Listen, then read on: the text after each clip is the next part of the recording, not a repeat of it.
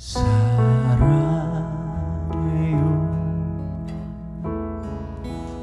목소리 높여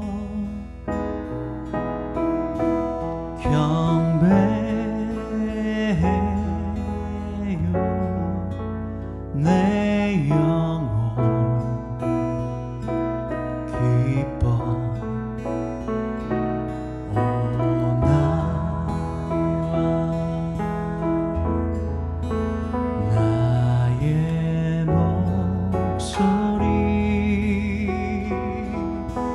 주님 귀에 곱게 울리기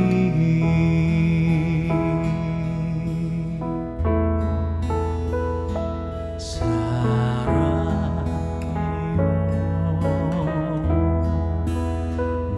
목소리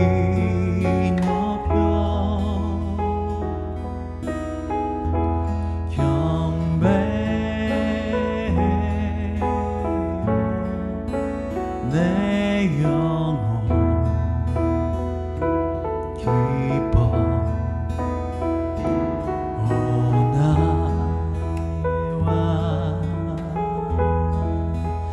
나의 목소리 주님 귀에 곱게 울리기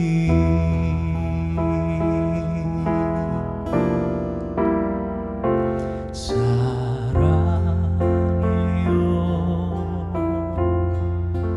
목소리 높여 경배해요. 내 영혼 기뻐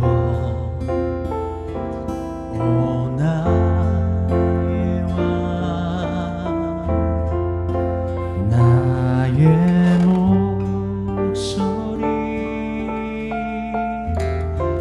주님 귀에 곱게 울리기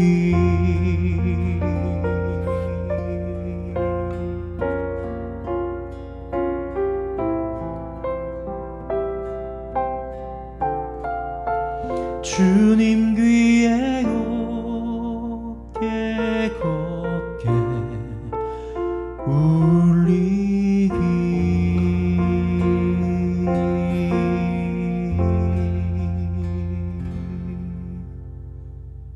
할렐루야. 주님을 사랑한다고 마음으로 깊이 부를 때에 주님께서 그 고백에 응답하셔서 우리 안에 그분의 사랑을 가득 채워주실 줄 믿습니다. 이 시간에 그러한 간절한 마음으로 시간에 함께 말씀 보도록 하겠습니다. 오늘 인생 문제 시리즈 35번째 시간입니다. 요한복음 6장 60절에서 64절 말씀입니다. 요한복음 6장 60절에서 64절까지의 말씀 함께 보도록 하겠습니다. 제자 중 여럿이 듣고 말하되 이 말씀은 어렵도다. 누가 들을 수 있느냐 한데 예수께서 스스로 제자들이 이 말씀에 대하여 수군거리는 줄 아시고 이르시되 이 말이 너희에게 걸림이 되느냐? 그러면 너희는 인자가 이전에 있던 곳으로 올라가는 것을 본다면 어떻게 하겠느냐? 살리는 것은 영이니 육은 무익하니라. 내가 너에게 이른 말은 영이요 생명이라. 그러나 너희 중에 믿지 아니하는 자들이 있느니라 하시니 이는 예수께서 믿지 아니하는 자들이 누구며 자기를 팔 자가 누구인지 처음부터 아심이러라. 아멘. 할렐루야. 예수님이 생명의 떡이라 말씀하셨습니다. 예수님은 생명의 떡이고 그 떡은 하늘에서부터 온다고 말씀하셨어요. 그런데 그때의 60절에 제자들의 반응이 약간 이상합니다. 60절에 뭐라고 이야기하냐면 제자 중 여럿이 듣고 말하되 이 말씀은 어렵도다. 누가 들을 수 있느냐라고 이야기한다는 겁니다. 어렵도다. 누가 들을 수 있느냐. 이 말씀이 참 그들이 이해하기 어려운 말씀이었구나 그럴 수도 있겠네 라고 생각한다면 우리가 잘못 생각하는 거예요. 왜냐하면 어렵도다라고 할 때 이 말씀은 사실은 61절에 있는 말씀과 잘 연결해서 보면 이 어렵다고 했던 그들의 진짜 속내가 무엇인지를 우리가 알 수 있기 때문인데요. 61절을 볼까요? 예수께서 스스로 제자들이 이 말씀에 대하여 수군거리는 줄 아시고 이르시되 이 말이 너에게 걸림이 되느냐? 수군거린다. 이전에 우리가 말씀을 나누었습니다. 수군거리는 것. 언제 말씀을 듣고 수군거림이 있었습니까? 그들의 요구와 예수 그리스도의 말씀이 다를 때, 내 기대와 예수 그리스도의 말씀이 다를 때 나타나는 현상이라고 지난 시간에 말씀드렸습니다. 수군거리고 있었다는 거예요. 그리고 더 나아가서 이것이 예수님은 그들 마음 안에서 이 말씀이 어떤 작용을 하고 있는지도 알고 계셨어요. 예수께서 이르시되 이 말이 너에게 걸림이 되느냐라고 말입니다. 이 걸림이 된다고 하는 이 헬라어는요, 어떤 뜻으로 사실은 쓰이고 있냐면 걸림돌이라고 하는 표현으로 쓸 때도 나타납니다. 기분을 나쁘게 한다는 표현이기도 하고요. 또 걸려서 넘어지게 한다라고 하는 표현을 할 때도 사용되어집니다. 올무라고 할 때, 올무, 트랩이기도 합니다. 이것은 언제 사용됩니까? 상대방을 걸려 넘어뜨리게 할 때 말입니다. 실족하게 한다, 덫을 놓다, 꺼리껴진다 라고 할 때 이러한 뜻을 가지고 있는 단어입니다. 그러면 다시 한번 오늘의 말씀을 보면요, 제자들이 예수님의 말을 듣고 어려워했어요. 걸림이 되었다는 거죠. 이해되지 않았어요. 아니, 받아들이지 못했어요. 그리고 제자들끼리 수근거리기 시작하고 이것이 받아들이지 못하는 내 뜻과는 다른 말이야 라고 했습니다. 그러면 그들에게는 그 말씀을 듣고 실족하기도 했고 넘어지기도 했고 기분을 상하게도 하는 말이었습니다. 그들의 기대와는 달랐죠. 예수 그리스도의 그 말씀이 말입니다. 피를 먹고 살을 먹는 자, 그리고 예수 그리스도를 영접하는 자, 그 사람, 바로 그 사람에게는 예수 그리스도께서 다시 그들을 마지막 날에 살리겠다고, 영생을 주겠다고, 어둠에서 생명으로 옮겨주겠다고 약속을 하였는데 그들은 그 예수 그리스도의 그 말이 믿어지지 않았습니다. 걸려 넘어지게 되는 겁니다. 이 걸린다라고 하는 이 표현의 말이 비슷한 곳에서 여러 번 쓰이는데요. 요한계시록 2장 14절에도 보면 이렇게 쓰여지고 있어요. 그러나 내게 두어 가지 책망할 것이 있나니 거기 내게 발람의 교훈을 지키는 자들이 있도다. 발람이 발락을 가르쳐 이스라엘 자손 앞에 걸림돌을 놓아 우상의 제물을 먹게 하였고 또 행음하게 하였느니라. 발람과 발락의 이야기를 잘 알고 있습니다. 발락은 누구입니까? 발람은 누구입니까? 발람은 거짓 선지자였습니다. 그리고 발락은요, 모압의 왕이었어요.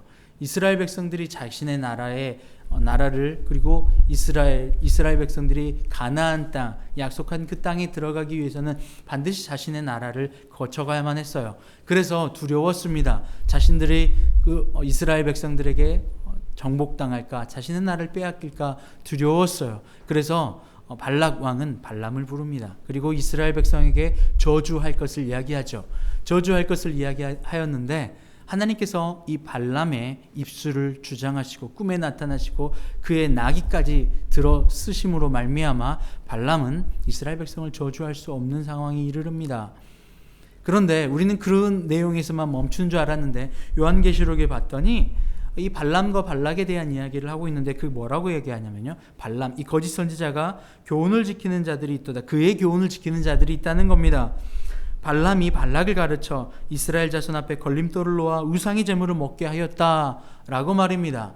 하나님의 말씀을 듣고 눈앞에 보이는 가나안 땅을 들어가야 될 이스라엘 백성들에게도 이 발람의 이야기가 들어갔다는 거예요. 거짓 교훈 말입니다. 세상을 따르는 그 교훈 말입니다. 육을 따르는 교훈 말입니다. 그래서 이스라엘 백성들을 걸려 넘어지게 하는 이 올무, 이 트랩, 바로 이 일들이 사실은 오늘 말씀 6장 61절에 똑같이 예수님이 같은 단어를 사용하고 있어요. 너희 안에 걸림돌이 되느냐라고 말입니다. 고린도전서 1장에도 예수님의 말씀을 들은, 바로 복음을 들은 이들이, 예수 그리스도의 십자가를 들은 이들이 들려오는 마음의 소리가 있었죠. 그것이 무엇입니까? 이스라엘 백성들에게는 예수님의 십자가의 복음이 걸림돌이다라고 말했습니다. 마음에 걸리는 것 말입니다. 이때도 똑같은 단어를 사용하고 있습니다.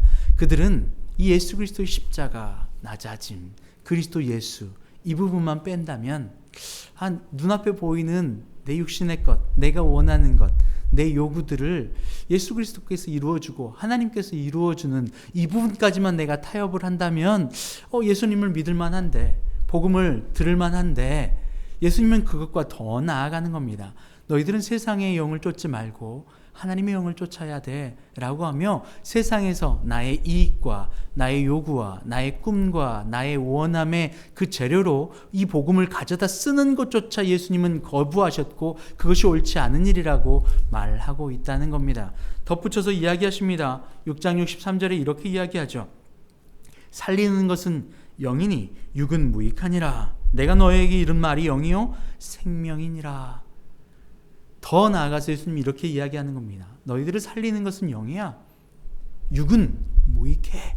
그러니 너희 안에 지금 이 걸려지는 것, 내가 너에게 전하는 이 복음이 너희 안에서 걸림돌이 되는 것, 너희를 시험에 들게 하는 것, 실족하게 하는 그 순간, 바로 그것은 너가 육을 따라, 세상을 따라, 너희 요구를 따라 예수 그리스도를 가져다 쓰려고 했는데 예수님은 그 길이 아니라고 말씀하시는 그 걸림돌, 그 지점을 이야기하는 거야 라고 예수님이 이야기하시는 거예요.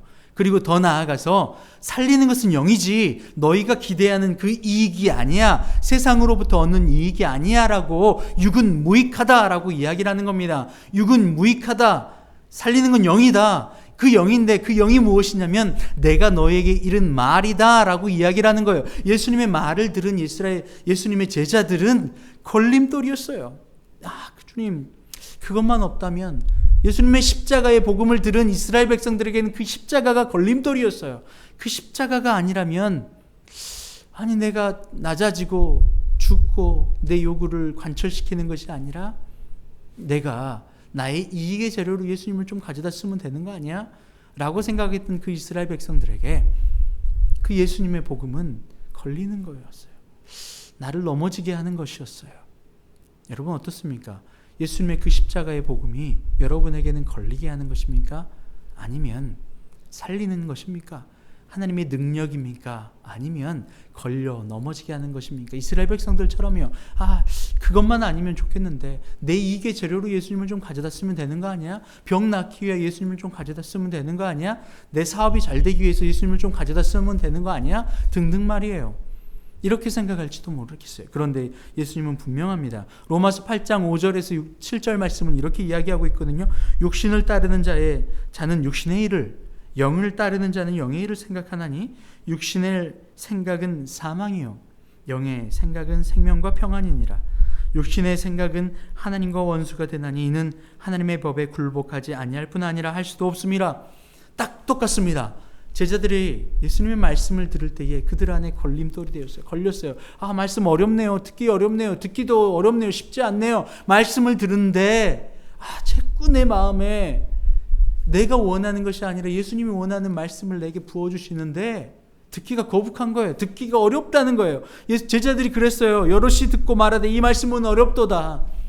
이 어렵다는 것이 듣기가 어렵네라고 하는 이해하기 어렵네가 아니었어요. 그들 안에 이것이 걸림돌이었어요. 그것만 아니면 좀 좋겠는데 말씀을 듣고 말이에요. 살리는 것은 영이라고 말씀하셨는데, 예수님의 말씀이라고 얘기했는데 그 말씀이 들어와 나를 살리기를 원하시는데 자꾸 내 안에서 그것이 걸림돌이 된다는 거예요. 육을 쫓아가는 그 무익한, 육을 쫓아가는 내 이익의 재료로 예수님을 가져다 쓰는 내 마음이 자꾸 걸려지는 거예요.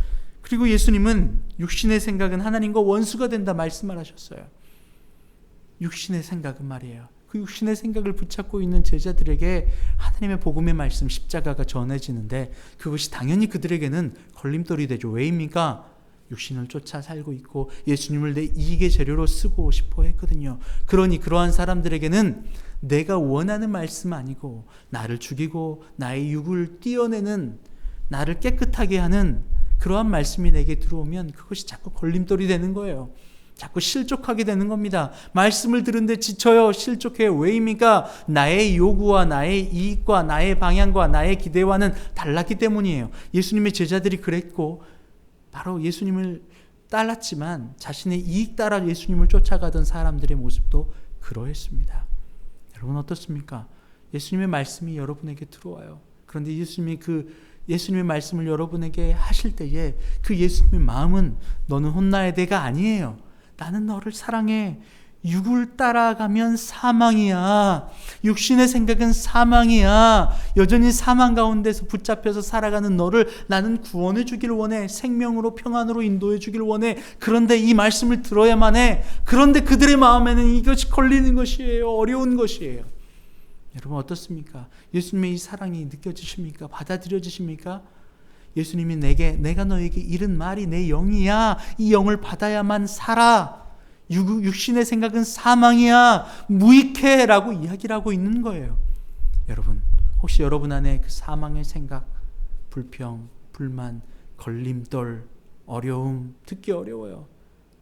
아내는 남편을 사랑하고 아내는 남편에게 순종하고 내 말에 내 영이기 때문에 내 말이 살리는 말, 그리스도 예수의 말을 해야 되는데 계속 내 상황과 환경은 상대방을 무시하고 정죄하고 내 뜻과 생각이 다르면 매번 정죄하는 거예요. 남편을 정죄하고 아내를 정죄하고 자식을 정죄하는 겁니다. 친구들을 정죄하고 내 주변에 있는 이웃을 정죄하는 겁니다.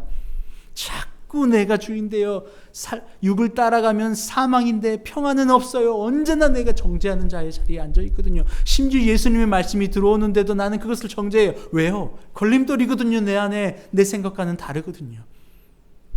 남편은 아내를 사랑하라고 하는데 자꾸 치받는 아내가 마음에 들지 않는 거예요. 그래서 너 때문에 내가 너를 사랑하지 못해. 계속해서 그렇게 하는 거예요.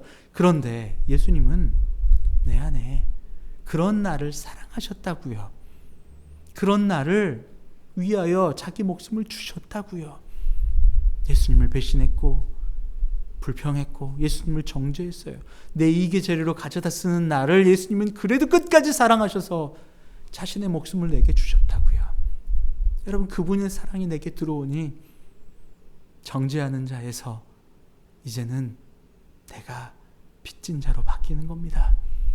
말씀을 듣기도 어려웠어요. 걸리적거렸어요. 그 말씀만 아니면요 라고 했는데 그 사랑이 들어오니 정죄했던 내가, 육신을 쫓았던 내가, 사망의 생각을 쫓았던 내가 생명과 평안, 살리는 것이 영이라고 하셨던 그 예수님의 말씀이 믿어지기 시작하는 겁니다. 여러분 어떻습니까? 예수님의 말씀이 여러분의 참으로 믿겨지시기 위하여 살리는 영, 예수님의 말씀, 이것이 예수님의 영인데 그 말씀을 듣고 참으로 받아들이시길 원해요. 사랑이 느껴져야 합니다. 이 말씀이 사랑으로 내게 받아들여야지 그 말씀이 나를 정죄하고 나를 죽이는 것이 아니라 나를 생명으로 구원하는 말씀인 줄 깨닫게 됩니다. 할렐루야. 주님의 이 사랑 안에, 그분의 사랑의 말씀에 여러분 참으로 믿어지시길 바라요. 제자들처럼 어려워요, 걸리적거려라고 하는 것이 아니라 주님 그 사랑 때문에 내가 사랑합니다. 말씀이 믿어집니다. 참입니다. 예수님의 사랑이 참입니다 라고 고백하는 여러분 다 되시길 바랍니다. 함께 기도합니다. 주님 감사합니다. 나를 향한 그 사랑이 참인데 그 말씀이 나를 살리기 위한 말씀인데 나는 여전히 어렵다 했고 여전히 제자들처럼 걸리적거리는 걸림돌이라 생각했습니다. 그 이유는 내 안에 여전히 육신을 따르는 나의 이익을 따라가는 나의 세상의 마음이 있었기 때문에 그래요. 예수님을 그 사랑을 내가 받아들일 때에 예수님을 나의 이익의 재료가 아니라 나의 생명의 재료로 내가 따라가야 될, 내가 사랑을 드려야 될 그러한 대상으로 받아들이는 우리가 되게 하여 주시옵소서. 감사하며 살아계신 예수님의 이름으로 기도합니다. 아멘.